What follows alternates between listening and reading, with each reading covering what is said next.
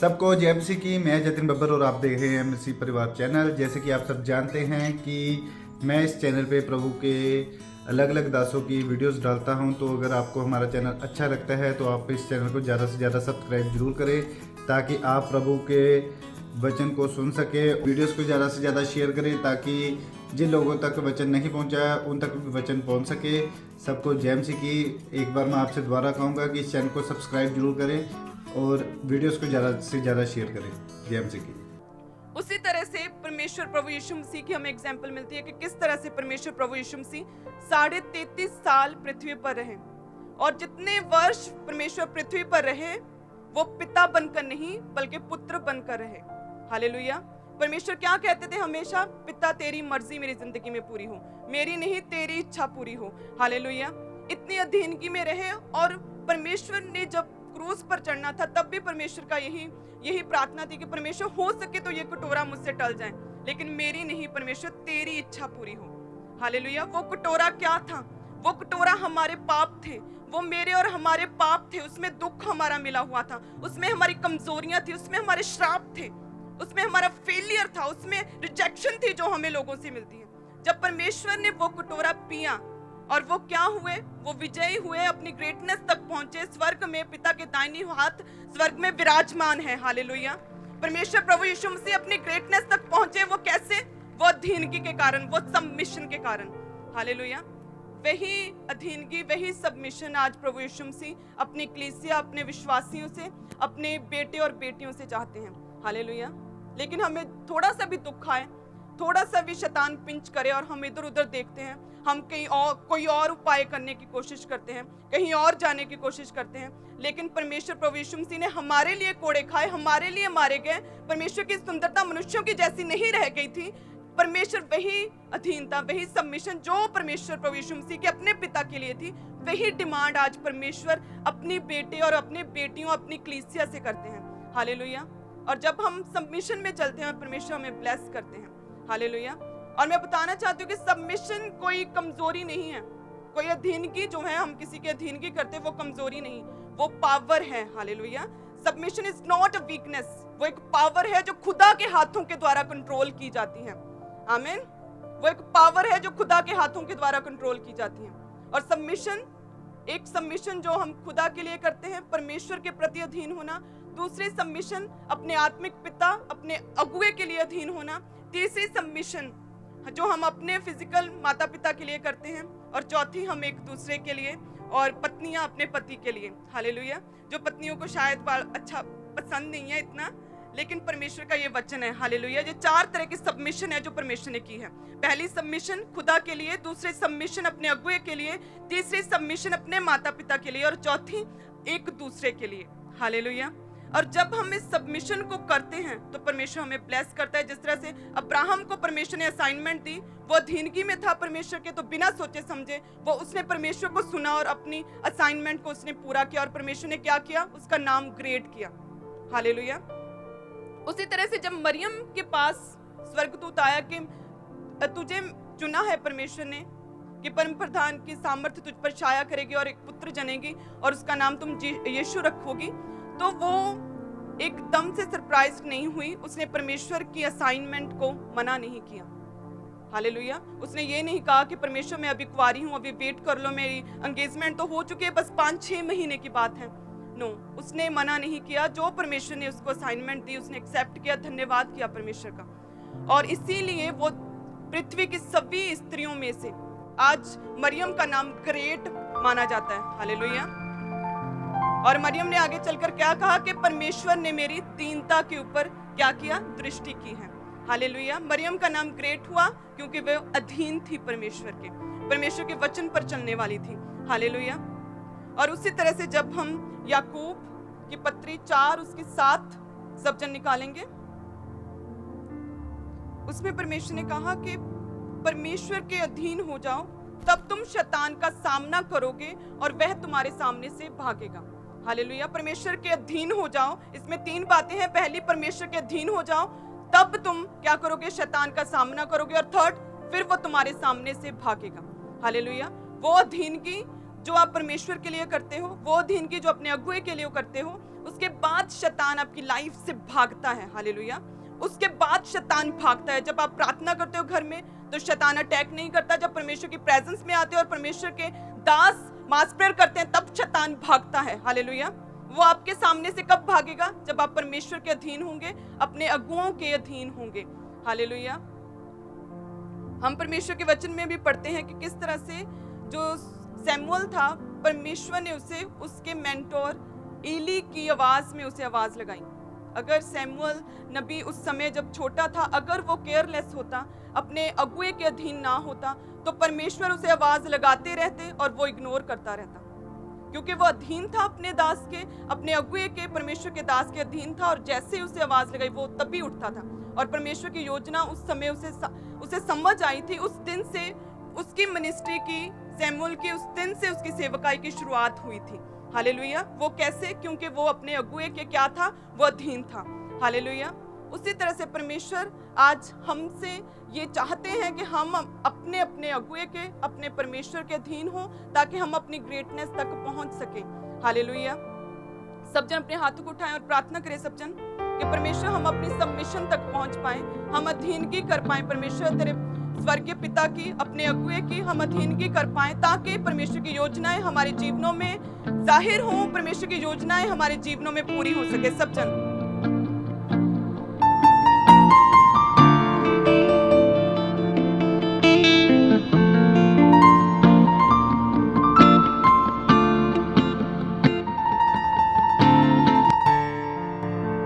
सब जन धन्यवाद करें परमेश्वर का और प्रार्थना करें कि परमेश्वर तेरी मर्जी हमारी जिंदगी में पूरी हो।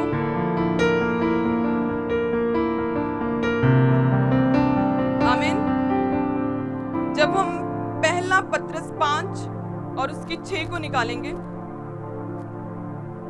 जिसमें लिखा कि पिता के बलवंत हाथ के नीचे दीनता से रहो, ताकि वह उचित समय पर तुम्हें बढ़ाए। हालेलुया। परमेश्वर ने कहा कि पिता के बलवंत हाथ के नीचे दीनता से रहो, तब परमेश्वर तुम्हें उचित समय पर बढ़ाएगा। हालेलुया। जब आप परमेश्वर के अधीन होते हैं, परमेश्वर के बलवंत हाथ के नीचे दीनता से रहना, यानी परमेश्वर के वचन को फॉलो करना। हालेलुया। परमेश्वर के वचन को फॉलो करना, परमेश्वर के वचन को पढ़ना, उस पर मेडिटेट करना, प्लस परमेश्वर के वचन के अनुसार चलना, अपनी लाइफ का आधार परमेश्वर के वचन को बनाना, बलवंत हाथ के नीचे रहने का मतलब। हालेलुया। जब परमेश्वर के वचन को अपनी लाइफ का हम आधार बनाते हैं, तो परमेश्वर ने कहा कि मैं उचित समय पर तुम्हें बढ़ाऊंगा। हालेलुया। क्या करूंगा? मैं तुम्हें बढ़ाऊंगा और उचित समय पर। हालेलुया। इसलिए जिनकी लाइफ में गवाहियां नहीं आती, देर हो गई है, उन्हें बिल्कुल डिप्रेस होने की जरूरत नहीं, क्योंकि परमेश्वर का वचन क्या कहता है कि पिता के बलवंत हाथ के नीचे दीनता से रहो, तो वह उचित समय पर तुम्हें बढ़ाएगा। हालेलुया। सब जन जोर से तारीफ करें परमेश्वर की कि वो उचित समय पर आपको बढ़ाएगा, वो उचित समय पर आपको बढ़ाएगा। सब जन जोर से तारीफ करें। हालेलुया। जब आप अधीनगी और सबमिशन में होते हैं, तो वो एक परमेश्वर का स्वर्ण स्थान है, एक तरह की अधीनगी, जिसके नीचे रहकर हम हर एक एक्सीडेंट, हर एक इविल स्पिरिट्स, हर एक अननेचुरल डेथ, हर एक बुरी जो शैतान अटैक्स हमारी लाइफ में करना चाहता है, उससे हम क्या है? बचे रहते हैं। जब हम परमेश्वर की सबमिशन में, परमेश्वर के पंखों की छाया तले जब हम शरण लेते हैं।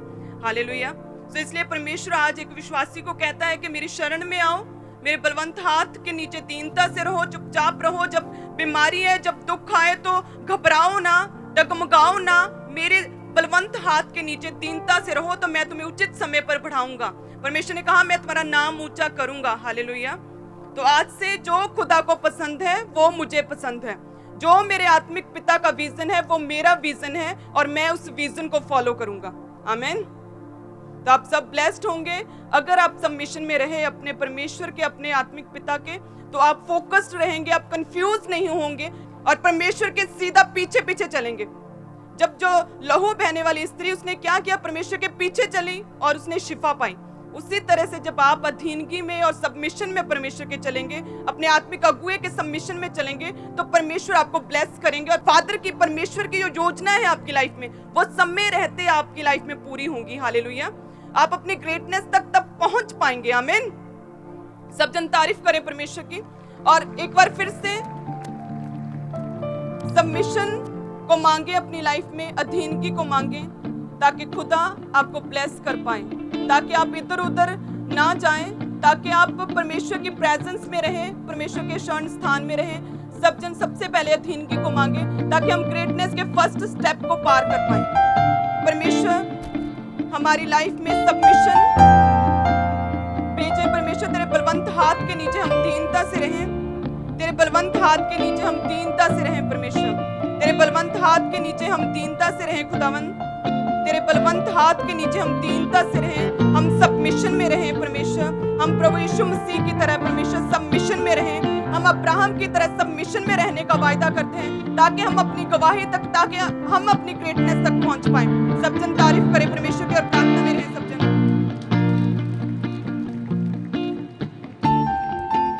जब आपने फर्स्ट स्टेप को पार किया, ग्रेटनेस के फर्स्ट स्टेप को, जब सबमिशन को आपने पूरा कर दिया, तो उसके बाद आपको अपना फोकस, अपनी समझ स्ट्रेट फॉरवर्ड परमेश्वर के वचन के ऊपर रखनी है।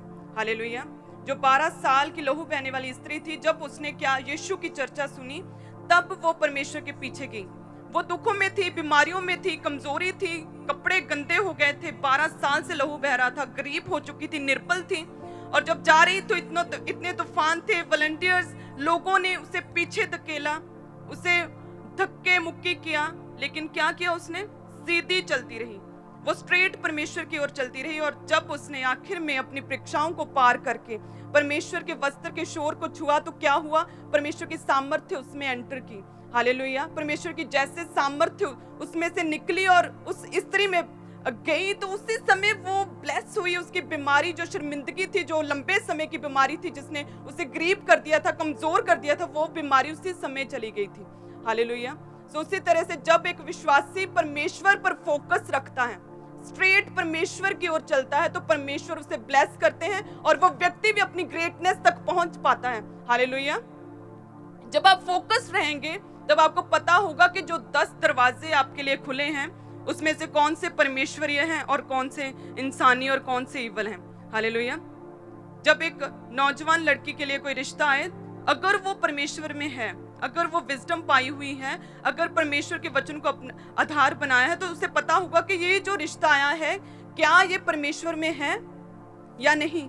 ऐसा तो नहीं होगा कि मैं एक नॉन बिलीवर से शादी करके एक नई फाइट में पड़ जाऊंगी। जो जॉब आपके लिए आई है, अगर आप फोकस्ड हैं परमेश्वर के वचन के ऊपर, तो आपको पता होगा कि ये जॉब जो मुझे मिली है, क्या ये जॉब करने से मेरा संडे तो मिस नहीं होता? क्या जिस स्थान पर मैं जॉब कर रहा हूं, क्या वहां पर कोई ठट्ठे, गलत ठट्ठे जिसका सोर्स पाप है, वो तो नहीं है? क्या मेरी आत्मिक लाइफ तो खराब नहीं होती? अगर आप सेंसिटिव हुए परमेश्वर के वचन के प्रति, अपनी आत्मिक लाइफ के प्रति, अगर आपने विजडम रखी, आपने समझ रखी, तो आप सेकंड स्टेप को भी पार करेंगे। हालेलुया। आप ग्रेटनेस के और नजदीक जाएंगे। हालेलुया। परमेश्वर का वचन जब हम पढ़ते हैं, तो उसमें लिखा है कि किस तरह से जब परमेश्वर ने उसे कहा कि उस स्थान पर जा, तो वो उसी समय निकलकर उस स्थान की ओर चला जिसकी चर्चा परमेश्वर ने उससे की थी। उस स्थान की ओर चला जिसकी चर्चा परमेश्वर ने उससे की थी। वो विजडम पाया हुआ था, वो फोकस्ड था।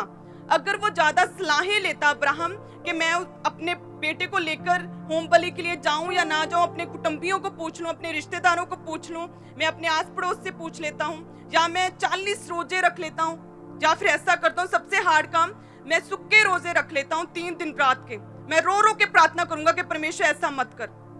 लेकिन वो समझ रखता था परमेश्वर की, वो समझ रखता था, वो फोकस्ड था परमेश्वर के ऊपर। वो इधर उधर फालतू बातों की ओर ध्यान नहीं देता था। वो सदूकी फरीसियों को उसने अपनी लाइफ से आउट किया हुआ था। हालेलुया। इसीलिए वो चला, उसने परमेश्वर की आवाज को सुना और समझ के साथ वो चला और अपनी ग्रेटनेस तक पहुंचा। हालेलुया। और यही डिमांड आज परमेश्वर हर एक विश्वासी से करते हैं, क्योंकि ना केवल अब्राहम, ना केवल मरियम, बल्कि परमेश्वर ने हर एक व्यक्ति के लिए एक ग्रेट प्लेस ठहराया हुआ है। आमीन। तो उस ग्रेट प्लेस तक पहुंचने के लिए जो परीक्षाएं हैं, उन्हें पार करना पड़ेगा, फेथ में बने रहना पड़ेगा, तब परमेश्वर आपको ब्लेस करेंगे। हालेलुया।